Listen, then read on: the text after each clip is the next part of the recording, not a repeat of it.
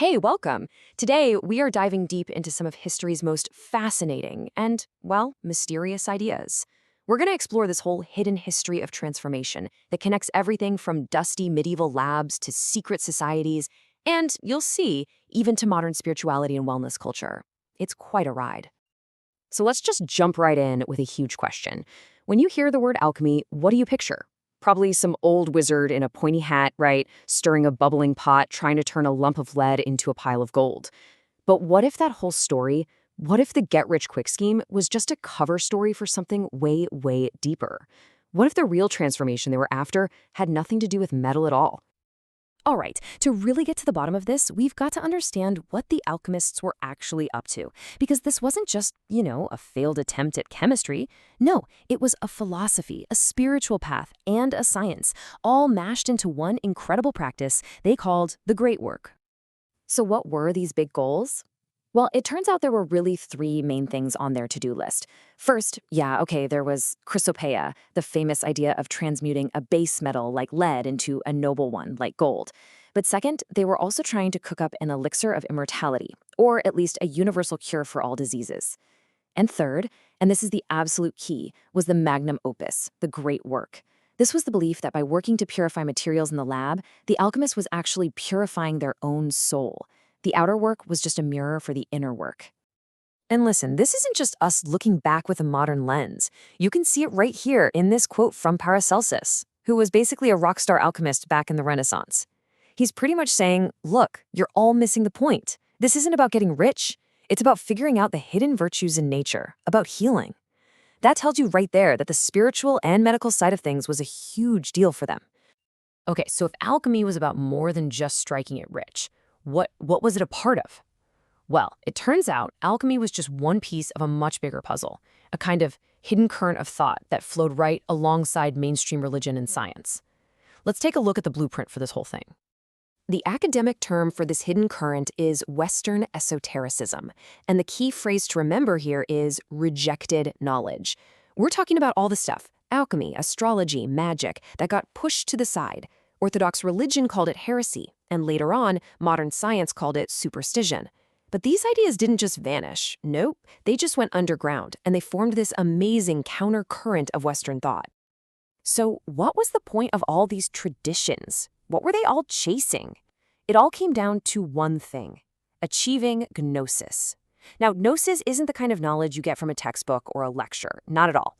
It's that direct, personal aha moment, that sudden flash of insight where you just know something deep about the nature of reality because you've experienced it for yourself. That was the ultimate prize. And how did they think the universe worked? Well, the entire operating system for all of these traditions can be summed up in one beautiful phrase: as above, so below. It's this profound idea that the universe on a grand scale, the macrocosm, and the individual human being, the microcosm, are perfect reflections of each other. The patterns you see in the stars are also inside your soul. The cycles of nature are happening inside your body. If you could understand one, you could understand and maybe even influence the other. Pretty amazing, right? Now, this whole quest for transformation wasn't just happening in Europe. The Great Work was a truly global project, but, it had different flavors depending on where you were in the world. So, for example, in Europe, the focus was often very metallurgical, using the process of perfecting metals as a big metaphor for perfecting the soul.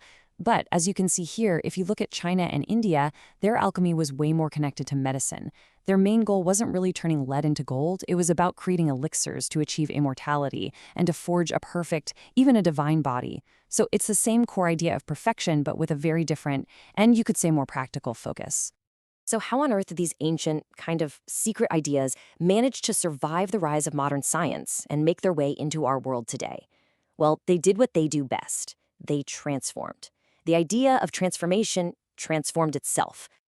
You can really see the journey here. It starts in the Renaissance with Paracelsus pushing alchemy towards practical medicine. Then in the 17th century, you get secret societies like the Rosicrucians popping up claiming they held all this ancient alchemical wisdom. Flash forward to the 19th century and boom, you have the Occult Revival, where it gets turned into systems of practical magic.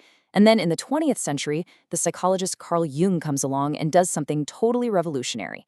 He looked at all those bizarre alchemical drawings and texts and said, wait a minute, these aren't recipes for chemicals.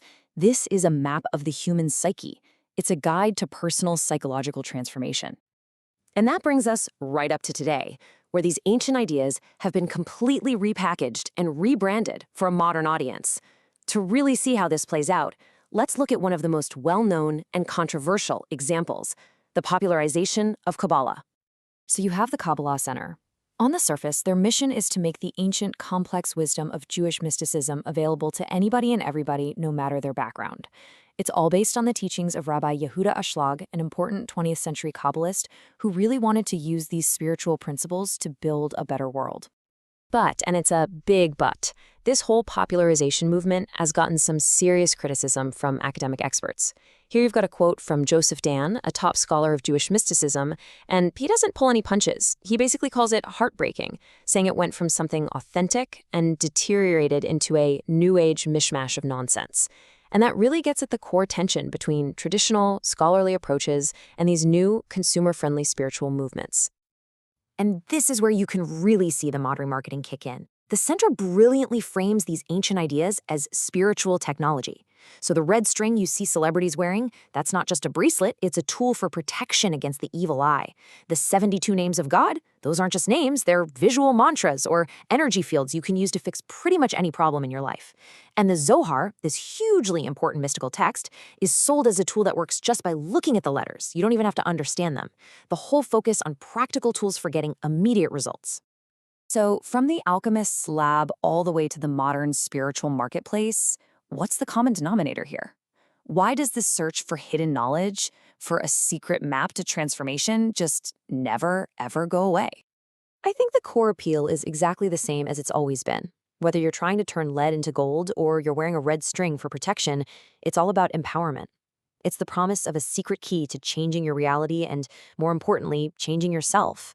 It's a shortcut to getting that direct personal experience, that Gnosis we talked about, in a world that so often feels totally random and out of our hands. And what's wild is that these once secret ideas are now literally everywhere, just hiding in plain sight in our pop culture. I mean, think about it. The entire story of the anime Full Metal Alchemist is built around the alchemical law of equivalent exchange. The very first Harry Potter book is called The Philosopher's Stone. And Paulo Coelho's novel The Alchemist is one of the best-selling books of all time. And it uses the whole alchemist journey as a giant metaphor for finding your purpose in life. The secret is definitely out. So that leaves us with one final thought to chew on. We live in an age of information, right? Pretty much any fact in the world is just a click away. There are fewer and fewer secrets out there to discover. So maybe the reason these traditions are still so appealing is that they point us toward the last great frontier. The quest to understand the universe not out there, but in here. Maybe the great work was never really about turning lead into gold. Maybe it was always about transforming the one material we truly have control over, ourselves.